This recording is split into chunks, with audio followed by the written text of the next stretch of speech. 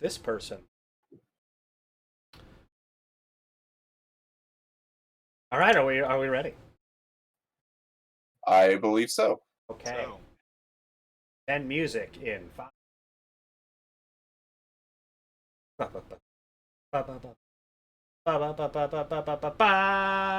Welcome, everyone. We are back in the new year 2021, coming at you with No Shots Fired, episode 60.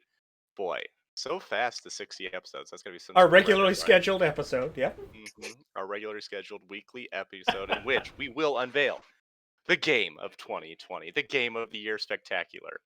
We'll talk about games we enjoyed in 2020, and then I guess we're just going to jump straight into questions. So we're not going to have any sort of a D&D update. I mean, we have a campaign that Doc is running right now, actually. I feel like you could talk about that campaign. I gotta check my NDA I signed. I figure we'll ease into the year. I don't want to start off both barrels. I don't know if the Right. Oh man, I'm pretty dark in here. Where's the lighting team? George, can we get more light on that guy? I got to replace him and Cassandra. I say we specifically mentioned it. Yeah, I think one thing we discussed before launching this was how many games that came out this year that any of us actually played, and I think Doc might be the only one to really have a lot of. I think we can probably all agree right off the bat, game of the year 2020 has got to be Cyberpunk 2077, right? Oh, a yikes! Now. I haven't put it in. I don't want my PlayStation to explode, but I do have a physical copy of the game that I don't know if you can buy online anymore. That's exciting. I don't know if it's still been pulled off of the PlayStation and Microsoft web stores, but given like the other games that have had like issues, like the fact that they pulled it from the store, it was incredible.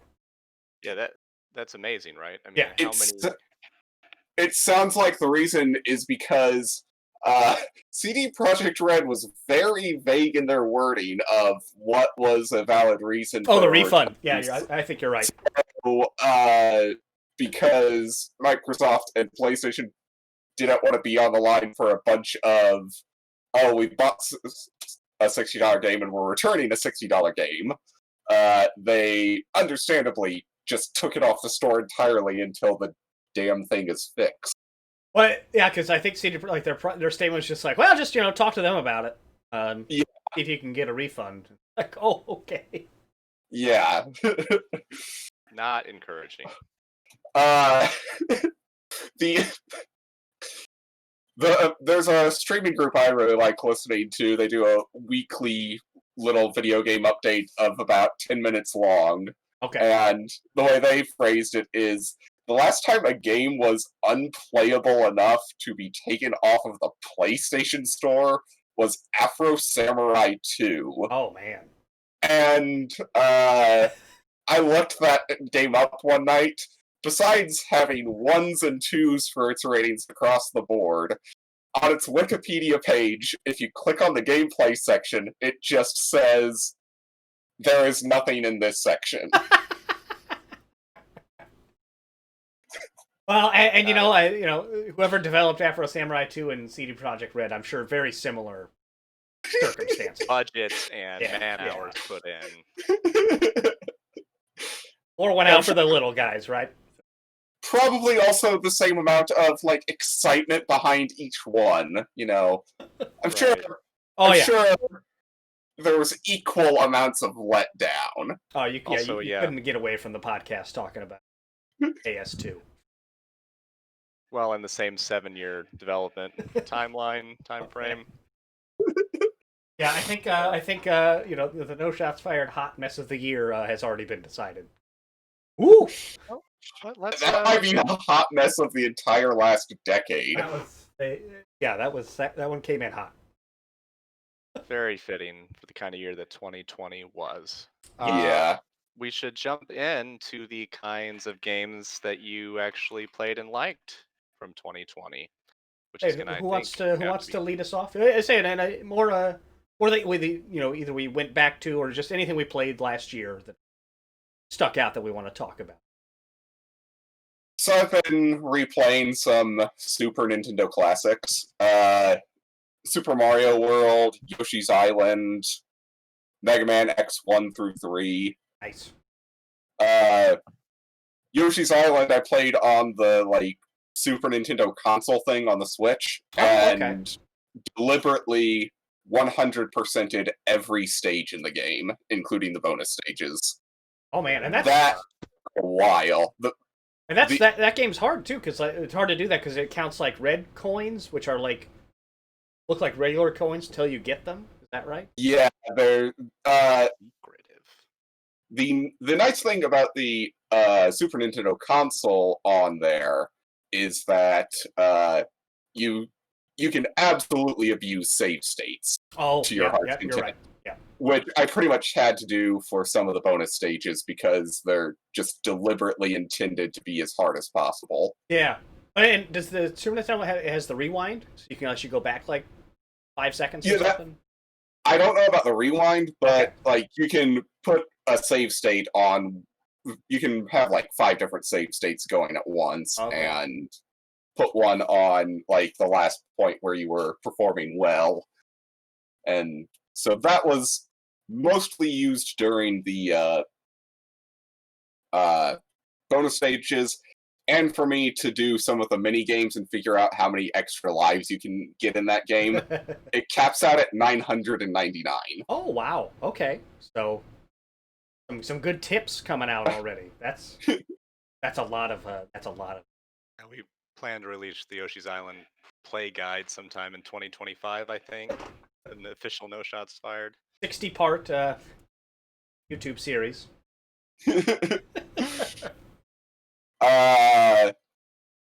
Didn't do anything special in Super Mario Land. I just kind of played through it the way I normally do. Same with the X games. I try to 100% them every time, except sometimes on X3 when I want to get the good ending, which requires that you not 100% it. Really? Yes. So to 100% it, you have to get Zero Saber. Mm-hmm. Right, and in order. But that gives you the slightly worse ending. If you don't get Zero Saber, then instead of Dr. Doppler coming back at the end to sacrifice himself and take out Sigma, Zero comes in at the end and slashes Sigma with his saber, which has a Sigma virus antibodies on it, and kills him that way. So that's the good ending, where Doppler presumably lives and Sigma dies but comes back 5 more games in a row or something like that. They did do a few more X titles. All the way up to 8, I think, and then they stopped, and I'm still really annoyed with how there's no connective tissue between the various Mega Man games. There's a vague timeline, but there's nothing They just put enough timeline between the regular ones and the X ones to had to be it was just it's a long time in the future. Yeah, and then between the X ones and the Zero ones, there's no actual lead-in to events that lead up to those things. It's just another story taking place in that timeline, which can be very frustrating. I wonder. I think Mega Man 11 did pretty well. I wonder if they'll do an X9 or something. I would not be surprised, although I think if they do an X9, then people are going to be at the studio with torches and pitchforks demanding they finally do Mega Man Legends 3, which they were in the process of and then canceled. Wow. Well, boot that back up, I'm sure. I think the creator left was the issue there. But, I mean, it's not like studios have had any, respect for the sanctity of a story before. And they did do the original Mega Man's main guy with Mighty Number 9 was a not very good. Yeah. Product. Yeah. So then Mega Man 11, they seem to do a pretty good job. Maybe there's some hope. Exactly. I've got good news. I actually found a game I think that came out in 2020 that I Ooh. played and like. Here we go. I've been browsing the Steam library. Yeah, the seamless transition into Pillars of Eternity 2: Deadfire, a turn-based RPG where you get a pirate ship and sail around the world, and very much liked it. It had the tactical elements that I so crave. I actually wonder if I could pull up a screenshot of it. It also has the naming conventions I crave. Now there are a lot of unnameable characters in it, but I, as always, if I have the option, you can go and hire like the generic people from the tavern. Hmm. Made all of us the generic people, except for I think you, Caleb. I think at the time you requested not to be one of them because I was playing on permadeath mode, and Yeah, I tend to prefer not to be included on permadeath or like very, very difficult runs where people are practically guaranteed to die.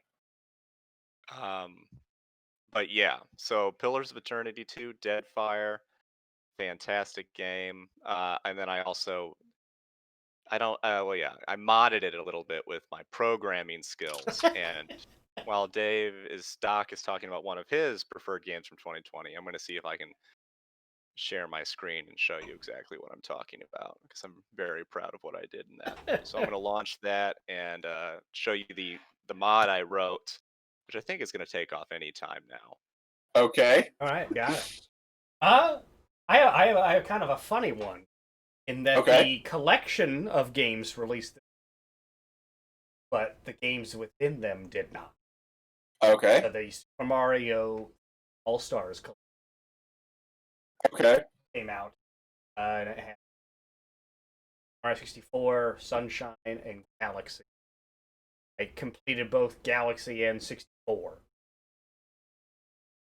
First time I'd beaten 64. This feels kind of like cheating. It does. since It it's- is. Okay. But these are shorter ones. I didn't want to get into a longer one yet. But I enjoyed 64 quite a bit, and there was a fair number of kind of complaints about, and I certainly would have liked to have seen like more background material or extras behind the scenes things about, because like Super Mario 64, that's one of the first pillars of 3D gaming, right? I mean, Hmm. cool to kind of get more in depth about how they got around certain things or buy certain things to do that. But I think in terms of the game itself, like I actually went back and played it on the Nintendo or a little later, kind of see, and it really felt a lot like the 4 version, which is what I personally would kind of wanted. And it didn't really, graphics were higher res, but they weren't updated in any meaningful fashion. Which I could see, if you did like RX64 levels in like Odyssey engine, I could see that being a lot of fun. But Hmm. then that's more of a remaster rather than something like that. So I didn't have those that expectation. I ended up enjoying it. And then Galaxy was a game I played through most of when it came out, but never beat it. And playing through it on the Switch was fast. Like, controls felt really, really good. I hadn't played it in so long. I was really impressed with kind of the level design. Galaxy's like the gravity one with like the little planetoid. Hmm. All that stuff. And it was that was really cool. Hot 3D Mario action. There we go. I was waiting for the button on that instead of that was really cool. So, yes, keep going, Caleb. We did pick up the remaster of Crystal Chronicles, Oh but God, no! Oh, found the Oh. multiplayer disappointing. I like the whole thing of that game when it came out the first time was like, it's like Fallon and I played it, at my house on the GameCube with the Game Boy Advances. Like that was the whole point, was like multiplayer. Yeah. Right. And then they're releasing it here, and they biff it so bad on the multiplayer that like you couldn't go from level to level without reforming the party. Like it was unbelievable. and there's no local multiplayer, which is like Yeah. the biggest mistake I can think of. Like, it would be Yeah, that is almost forgivable shocking to me. That was if such a bummer. there was a functional local multiplayer, but no, you have to have 4 people with 4 switches and 4 copies of the game, and then Still go on the internet. and still go on the internet and Rejoin That's every insane. time you complete a level, and the levels are like 5 to 10 minutes. and and you would have to play through 4 times in order for everyone to actually yeah, that's right. You know, move the progress on the stages. Like, if I'm the one hosting, I'm the one who makes stage progress. I feel like that's like 2003 kind of like multiplayer co-op issues. Like that should not be happening. it's if you handed it to somebody and had to explain what the internet was, basically. Yeah. And you didn't do a very good job. Because like I kind of want to go back to find the first time we talked about that on this, like, because we mentioned that game on this podcast a lot about how we were excited to play it. Yeah. And go through it together so many times, and you guys were trying to convince me that I needed to. That was our in for Valen to get a Switch. Yeah. Gosh, if only. I mean, I was right there on the doorstep. If only they had nailed that one. So, and one game I've been playing a lot recently that almost came out in 2020. It was like late September of 2019. Code Vein. Can't count that. It's basically an anime-esque Dark Souls with a slightly different leveling system that I actually like a lot better. A bunch of awards. It's quite possible. I don't tend to really check that sort of thing for games I play or am interested in playing. I mostly just ask friends who have played it, hey, do you think I would like this game? And if they say yes, I will generally take their word for it and play it. So, what I like about Code Vein as opposed to Dark Souls is instead of leveling up specific stats, you do a general level, and you can kind of change your class as the game goes. So, like a hard leveling system where you choose like Constitution to increase. Yeah. Or... It's just general. You are okay. So that way, you can change classes without like restarting at like level 0. Yeah, you'll be a level 100 mage. And then if you decide halfway through the level, you know what, I want to switch to Berserker, you can switch to Berserker. And then if you decide that's not working out for you, you can switch to a Ranger. And the other thing is, as you progress in these classes, you unlock what they call gifts. And if you level the gifts up to a certain point, you can use them in any class as long as you meet the requirements. Like, gifts with like a T, or gifts like the funny internet pictures? Like presents. They call them the abilities gifts. I was kind of hoping it was So, like, if you want to use a spell in another class, as long as you meet the mind requirement, you'll still be able to use it, even though you aren't using the class it originally came from. So I've been kind of, as I go through, unlocking every gift that I can so that I can customize things to however I want. That obviously is a bit of a grind, but if you're playing with someone who knows your play style and has played through the game before, they can point you to what you'll actually use. And that seems a lot kind of smarter to me than the Dark Souls way of doing it, where you'd have to basically restart the game, right? If you decide, oh crap, I want to else. Or look up the one NPC that exists in, I don't think it even exists in the first game, where you can reset your stats. And hope you didn't kill them or something. Yeah. Yeah.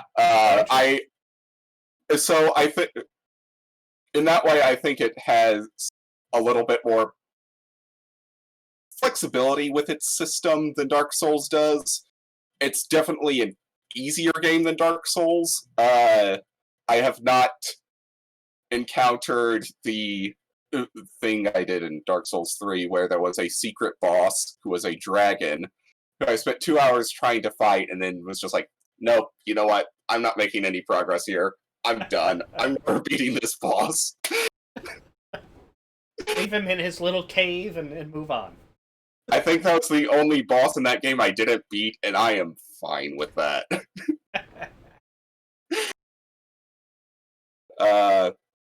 So I've been really did you beat Code Vein? Because I think I remember we haven't beaten it yet. Okay. I've been playing through with my friend. I don't Sorry, I know. might have messed up our. Yeah, I messed up. I didn't want to. What picture is that?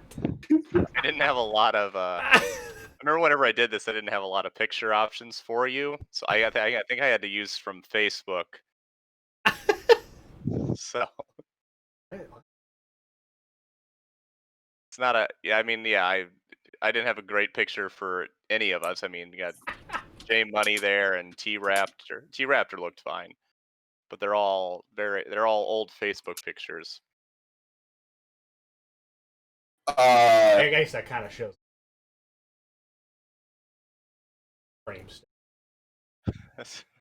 Well, I was trying to get rid of. Let's see, turn off camera with that. Nope, that's not. Because it's like a big window on our screen. It kind of. I had one where.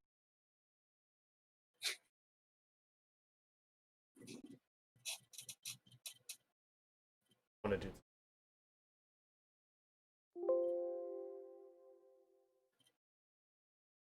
To finish up what I was saying, just real quick. Sorry, yes. I've been kind of going concurrently with a friend, so even when I'm free, I don't necessarily feel like playing Code Vein and progressing. I think we've gotten a decent amount in. It has it tells more of a story than Dark Souls does. Like, you don't have to dig for the background nearly as much as you do with Dark Souls. Not all contained in items. Yeah. There's a couple of ways in which it's more forgiving in the level design, although it also has that one level that absolutely sucks, like every Dark Souls game seems to. And the other thing is, like, since the last time I played, like before I started my most recent playthrough, they've done a few little, like, cosmetic updates, so you can change the way your character looks at any time, and and now there's a bunch of accessory options, like different hats, bunny ears. Not a real video game till you can change your hat. Things like that. Amen. And you can, and I just like little arbitrary things like that. They also have like a feature where if you die in an area where you're sure you're not going to be able to get back to it without dying again, and therefore losing all of the experience, there's an area you can go to where you get half the experience you lost back, and don't have to worry about finding again. Than yeah. Pure Dark Souls. So just kind of smoothing some of those edges. I think it is a good idea to kind of try to bring in a different. If you're trying to bring in like a different audience that's not gonna, note for note try to compare it to Dark Souls, in a way that'll be negative. The other thing is that, as I mentioned, it's anime Dark Souls, so there is the potential for a happier ending than you get in any of the Dark Souls games. Like, you can actually get a happy ending in this one. Whereas I think we all can use some of that, right? Dark Souls, the best you could aim for was bittersweet. Vaguely bittersweet at that. Like, is Dark maybe Souls, is it one of those games where, like, yeah, everyone's dead now, but death is like the happiest option for everyone, kind of? That's kind of the way it is in the third game, where the good option is putting the fire out forever. Oh, cool. Yeah, okay. Hooray! Firekeeper says that she does see lights in the distance. Implying there's going to be like a new, better universe that comes after this one. Alright, Firekeeper. that's that's the happy ending in Dark Souls 3. Congratulations. Whereas You have ended the nightmare of existence. To be honest, that's not a tone I've been looking for lately Right. in my entertainment. you do have to kind of work for the happy ending in Code Vein, but it looks like you're going to be able to actually It fix is achievable. things. Okay. Yeah, it is achievable, and things will actually be fixed and optimistic, and not, well, maybe sometime in the far off future things will get better. Now, as you can see here in Okay. Pillars of Eternity, we have our little pictures in the bottom left. Really awesome. Yeah, I've put in a lot of man hours to make that. How possible. easy is it to change the picture? So what I had to do was I had to find, I had to look around, dig around in the files, figure out where they stored the pictures for the other characters. Then I just figured out what the dimensions and the resolution of those pictures were. Then I got our pictures. I went somewhere online. I resized all of our stuff so it fit the dimensions. There are 3 different sizes of pictures, so I put one in all 3 spots. You have to name them a certain way, and then that's all you had to do. And then, yeah. A quick other question: are those pictures? Okay, I guess they show up in the dialogue. Yeah, Okay. see, because I put them in all the proper places. Look. I was gonna make a Snyder mark about just like taping pictures over the UI on your TV, but that wouldn't work if it. It would be kind of funny to add tape to the pictures and like have actually look like it's just taped over the regular picture. It would be kind of fun. So yeah, that's what I spent most of 2020 doing. Was then I didn't actually even play the game because I spent so long on that. But... Well, that was a really solid. I'm turning that off now. That was a really solid game. If you want a nice turn-based RPG with where you also get to have your own pirate ship. I do like the pirate ship.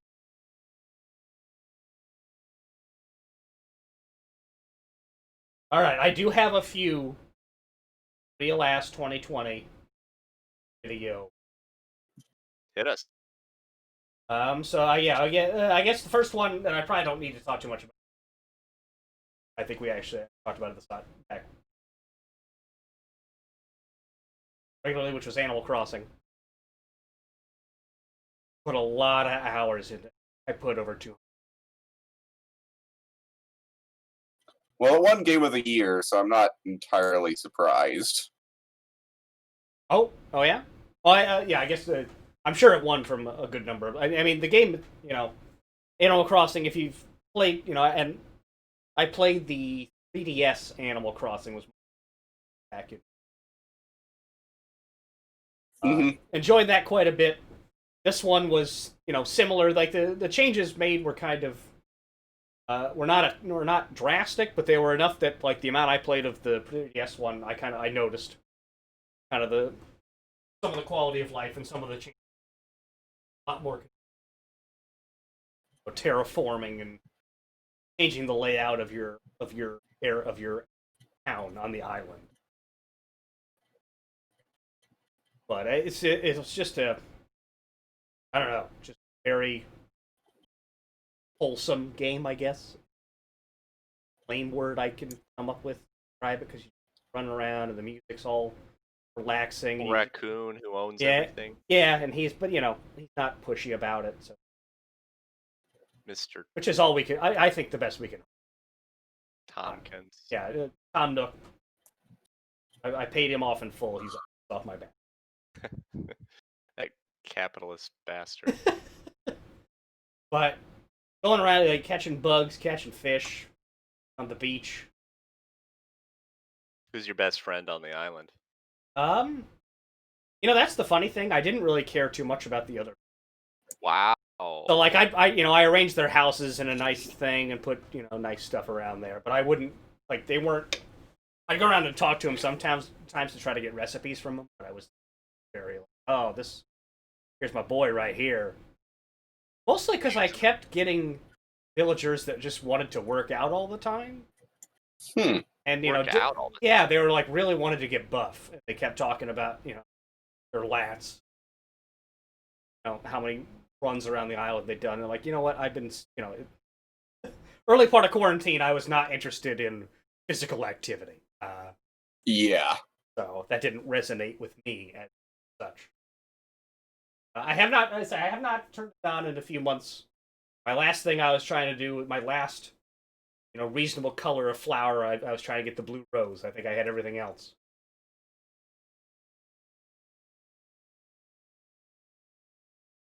Maybe someday. Animal Crossing, very good, very relaxing. Given up, have you? Well, I mean, I haven't deleted it. Yes, given up would be a strong word. I've not taken my watering can back to my flower field in a good while. I'm looking through the list of games that released in 2020 and struggling to even find anything I would have been interested in playing, let alone played. Okay. Okay, another one. Bug Snacks. So I got a PS5 because I mean, it's a controller's cool. It's a cool. But Bug Snacks. I have to look. It's hard to. So you're on an island, like Muppet-looking creatures, and there's animals / food. Bug snacks running around. Take a picture of them with your camera, and that gives you like information. Then you have to set up traps to catch them. Boy, it's the whole thing, huh? After you catch them, feed them to the villagers. Feed the feed the bug snacks to the villagers. Then choose what body part you want to change into what bug snack you. Right. So and okay, and I'll tell you what, story in this game fucking goes. Like it starts out, it's like, oh, fun, oh, this is silly and whimsical. there's a hamburger guy running around called Bunger, and he says Bunger, Bunger, Bunger, Bunger. Like it's the Pokemon thing where they say their name every time, and when you catch them, the little speaker on the PS5 controller says that it's incredible. Yeah, Bunger was probably one of my favorites. I'm trying to remember the name. But then, like, you start to, the thing you're trying to do is, like, explore the different areas and bring the villagers back to the town, Snacksburg. And those villagers have problems, man. There's, ethical questions of science explored, marital problems. Marital problems.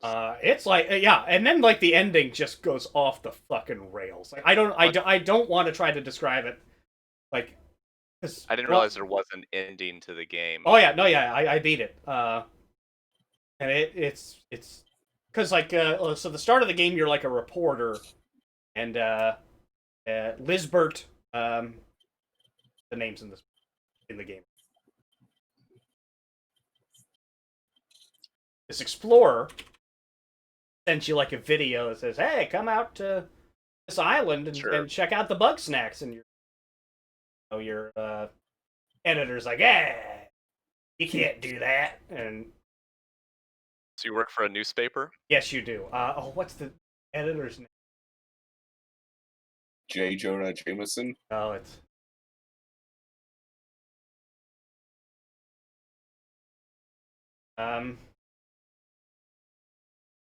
Elizabeth Megafig is the explorer.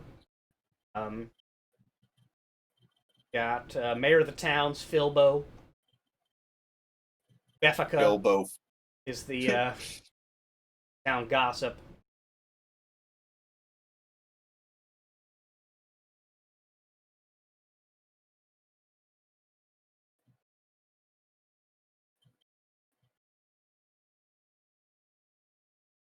Clumby Clumbernut. Clumby Clumbernut? Is your grouchy supervisor at the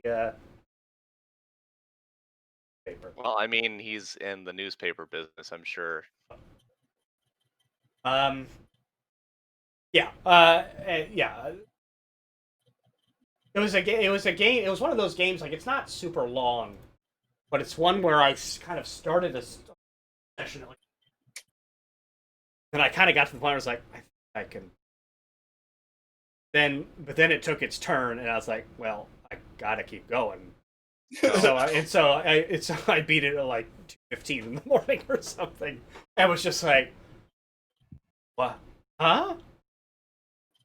But yeah, And it you're was. gonna do all this to tell us what the ending is? This is I'm on pins I and don't. needles. I don't know if I can like you have to. It's one of those things you have to play it because you have to kind of feel that journey of like, oh, this is fun. I'm just catching bug snacks, and they're fun little things. And you have to cover up a murder or something. He wants his like hand to turn into a strawberry, and that's fun. But it turns out there may be a sinister side to the. There's a sinister side. What's this?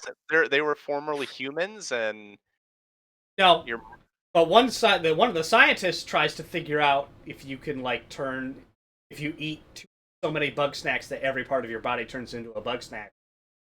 Then, oh no, they think there's healing property. So I think it like replaces a missing limb on one of the grumpuses. So they try to get you to cut off their head once it's turned into a bug snack head, but fairly the ethics of wait. What's this game again? bug snack. you, you need to watch the video. It's like the video is so at odds. Like the trailer is so at odds with what I'm telling you. It's hilarious. I am happy that I learned about it, but I can't do any of that. I probably could, but I've already committed to other games. Speaking of which, we do have to come up with our New Year's gaming resolutions, which I'm sure we nailed all of 2020s because I know we did something like this at the beginning of 2020. Oh yeah, we didn't have to go back. Checked off 100%. And there's no point in really rehashing them because our viewers will have been following along as we were checking those lists. So Does anyone else have any other games they would want to talk about? So I noticed this will only be like a few minutes, but I did actually play a game that released in 2020. Excellent. That was Phantasy Star Online 2. Oh, okay. Yeah, so technically. Yeah, technically released in 2020. I gotta look up when it released in Japan. 2012. Yeah, going down that technical path a lot. I mean, this is true. Like to play it before, he's right. To play it before this year, you had to like get a Japanese email. Like you had to jump through some. Yeah, but that's. And I'm sure I would need to read Japanese to understand anything that was going on. I'm sure there was no English option. So I just want to say, having played both the original Phantasy Star Online, still having it on the GameCube, and some old characters on that somewhere, and playing this, what I like about it is that it feels like a logical evolution of every mechanical thing from that game. It feels like we're just going to do what we did before, but more. And they didn't do anything like groundbreaking in terms of changes. The battle system works pretty much the same. It's just updated to a modern standard. Character classes, same sort of thing. Instead of having 3 options, you've got like 12. It feels like, a game that you played when you were younger and got redesigned for 10 years later, but it kept what made the game good. Cool. I don't think anyone else here would enjoy playing it, but for me, it was very pleasant to actually see. It's an MMO, right? Yeah, okay, and it's completely free. How? I guess. Did you have to group up a lot of times, or were you able to play through it yourself? You pretty much play through it yourself.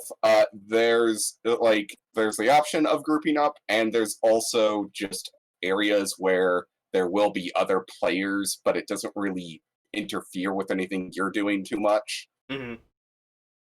I'm a little surprised that there hasn't been an MMO that's kind of hooked our group at any point, really.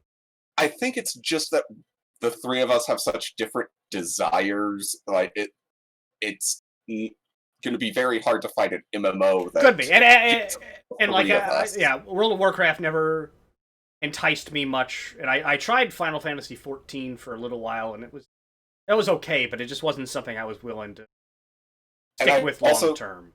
Yeah, I also feel like a lot of MMOs go with the monthly subscription plan, which that's a tough. I think every single one of us would be like, am I really going to consistently play this to the degree that I can justify a monthly subscription to it? It'd be a lot more kind of pressure to do. Yeah.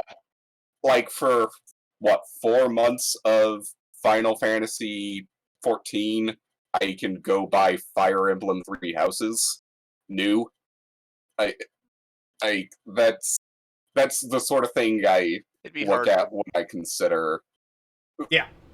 Buy a new game I can play literally any time versus limited time that has to be split up in a certain way. Like, for example, I bought the Mega Man X and Mega Man Zero collection on Switch. They were both on sale. The first 4 Mega Man X games were $10. The 4 Mega Man Zero games and like 2 spiritual sequels was $20. So I've got 10 Mega Man. When those are on sale, that's a good deal for them. For $30. That's versus 2 months of Final Fantasy 14, where the main story I'm not that into, and there's bits about the combat system that just bug me. I think it's the combat of MMOs that not grab me. Yeah, that's never appealed to me. Because there's plenty of podcasts I listen to where people like sing the praise. Like Final Fantasy 14 sounds like it is very well done. Like in terms of, I think the story now is something people look forward to. I don't think the initial story, like the 1.0, is something that's very good. But like, it sounds like a game that's really. And there's a no clip documentary on like because that's a game that the initial version released in was just cyberpunky and then they took it down, redesigned it completely, and it's been a rousing success since. I do recommend that documentary. Really interested in how they went about that. Maybe someday. I think maybe a free-to-play one would be one I would give a try for sure. And I think we would have to find one where grinding wasn't such a big deal like it is in some games, because or like it's something or grinding isn't onerous to the point that we could do it while we're talking on whatever. Yeah, exactly. That kind of thing. Yeah, and I don't think I would describe Phantasy Star Online 2 that way, but it has been a little while since I played it, just because my mood has shifted to other types of games in the intervening time. Mm-hmm. Which is another reason why I can't really do subscription-based games. My top 2 games this year, I think. I still have trouble deciding which one I would put at number 1. Is Final Fantasy VII Remake and Hades. Final Fantasy VII Remake, I think I was very vocal on this podcast at my lack of excitement for that game. Leading up to it. Kind of watching, the combat was something that just hadn't clicked for me in the modern Final Fantasies I have played, like 15. Mm-hmm. I guess mainly 15. Kind of what it's based off. Man. And also, like I think we covered, this was years in the making, right? The development problems it had, and like the restarts and all this stuff. Like it was it felt like Cyberpunk in that it was just not set up to be successful in terms of how it went, right? I was joking that at one point they were like moving backwards in the development cycle. Because they were, right? Right. video, and then they released pictures, and I was Yeah. joking that next they're going to make an announcement that the game We're gonna is get a coming Google out. Doc with an outline that says, Cloud, spiky hair. But man, I could not believe how much I enjoyed that game. Like the music was fantastically done. The way they did Midgar was unbelievable to me. And the fact that it's and it actually caused me to go. I had Final Fantasy VII, the original, on the Switch. I went and beat it, the whole game, after I beat this, and I think it took me 4 to 5 hours to clear Midgar in that game. Whereas this one, I think I 40 into it, and like obviously, they flesh out the characters so much more. Like you really actually kind of bond with the members of Avalanche and stuff. And going through the city has the way they filled it out. I was just so impressed. And I think there's a lot of differing opinions, but the way they kind of modified the story actually makes me excited and interested to see where it goes. Not something I thought was going to happen, because like I've calling it remake and kind of leading you into it, because like there's parts of the game where things happen where you're just like, well, that's interesting. So they kind of like ease you into the fact that it's going to be different. But like and I went back and played the original Final Fantasy. Like that's there, and I love I think it's still a fantastic game. If I want that, I'll go do that. Like being able to have this and have it be kind of its own thing, but still in that world and fleshing out characters, and but still kind of giving you, I think, kind of like you said about Jesse Star, giving you those notes and things of like, I loved it, and that was something I would have put money on a year or two ago that I would not enjoy. I really had to kind of eat my hat on that. And then Hades. It's nice to as opposed to being excited for something and then being disappointed. It's Yeah. nice to have somebody actually pull it off. Yeah, given the development issues that we kind of chronicled as it was going, I'm beyond impressed at how well they pulled that off. That was, like the further I get, like I enjoyed it at the time and really liked it. Like, but the further I get away from it, I'll like think about it and go, man, I can't believe they did that. It's like you think about a game with that level of, and like and I consider myself a pretty big fan of the original and did it back in the day and stuff, but like a game with more baggage going in, I can't really think of one. Final Fantasy VII. It's like they've been asking, there was the PS3, I think when it launched, they did like a short demo video of Cloud walking through Sector 7, and people went apeshit and stuff. So like, I mean, that was 2005. I mean, we're talking 15 years of buildup of even the idea of that happening. And then that was something that was similarly like it was announced years ago, and just kind of didn't seem to move. Very impressive. Hades, a game made by Supergiant, which is the people who made Bastion, Transistor, Pyre, like very good kind of small scale games. Like very, very like I remember Bastion way back in the day. I really liked that one quite. I replayed that on the Switch recently because it was on sale for like $2. I did too. Yeah. And that's so did you like it? Yes, I do like Bastion. I think that's the only one of their games that I played through twice. I am never playing through Transistor again. The ending is too freaking sad. Okay, so Hades to me is like a progression from Bastion. Okay. In terms of the and I guess Transistor was kind of the similar in like that isometric view, but like the action combat, the different weapons with the different abilities that they have, like it's just I cannot stress how well made that game is in terms of how the movement feels, how the combat feels like, and it's something where it's a run-based game where the randomness is kind of so the story is you're Hades' son trying to escape the underworld.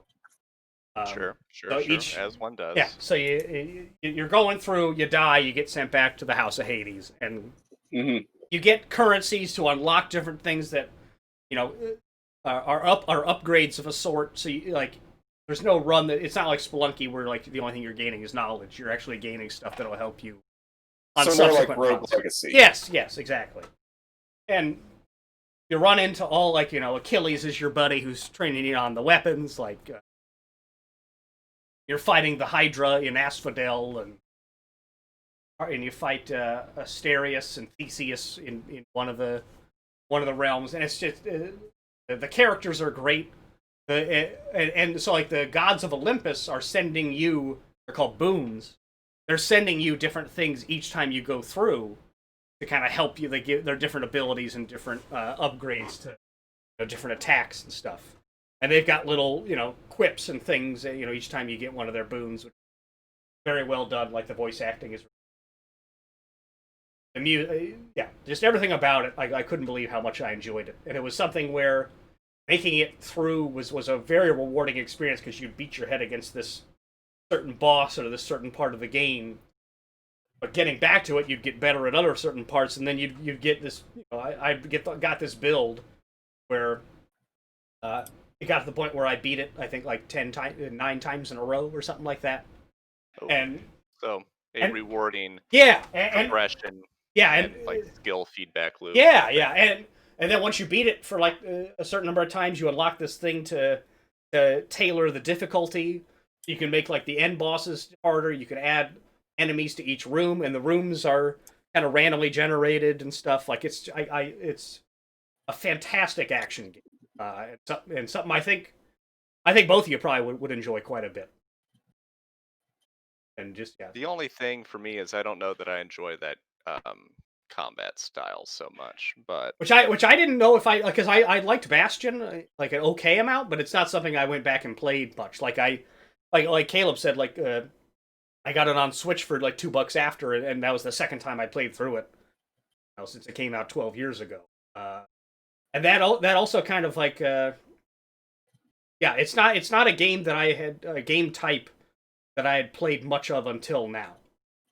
And that's actually one of the things that like I'd read about it is everyone said like I didn't think I liked these type of games until I played Hades, kind of thing.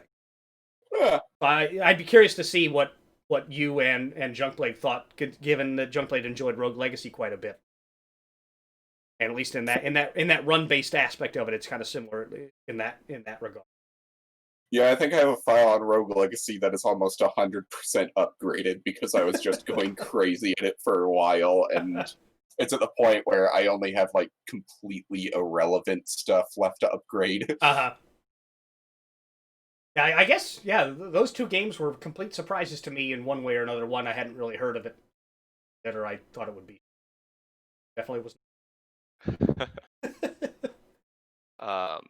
Actually, on that note, we're probably into our perfect.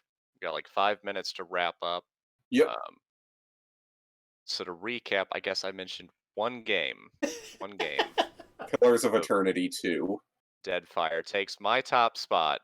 Beat out a lot of competition. There's a lot of back and forth. The balloting process rife with controversy, but ultimately we had to crown a winner, and we did. I mean, the pictures really throws it over the top, right? Yeah, I mean, yeah. A lot of the stuff really came in post, I guess, is where the real hours went in. But Junkblade, your top spot was Phantasy Star Online 2. Of games that actually released in 2020. The other one would be Code Vein. And Doc and I's biggest disappointment of 2020 would definitely be Crystal Chronicles Remastered. I hadn't thought about that in a while, and now I'm... that bums me out. I remember when you guys were trying to get that to work, and I don't know how you can mess that aspect up because the gameplay itself looked great. Yeah, the gameplay like it used to. And I don't know how, like, day one, the thing wasn't, okay, guys, we're doing this on the Switch, we're doing it multi-platform. Multiplayer is going to be the reason people play this game. Right. We need to make it the easiest, most simple, stress-free process imaginable. It's That not should have. fun to carry the chalice yourself or control the dang Moogle that carries it with you in single player. Like that's Mhm. No, it's it the most. feels intentional to me.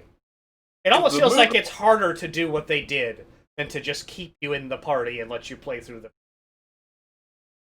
I agree. And again, no local co-op. Like seriously, how was that not priority one? Or just I yeah, feel just a like matter of course.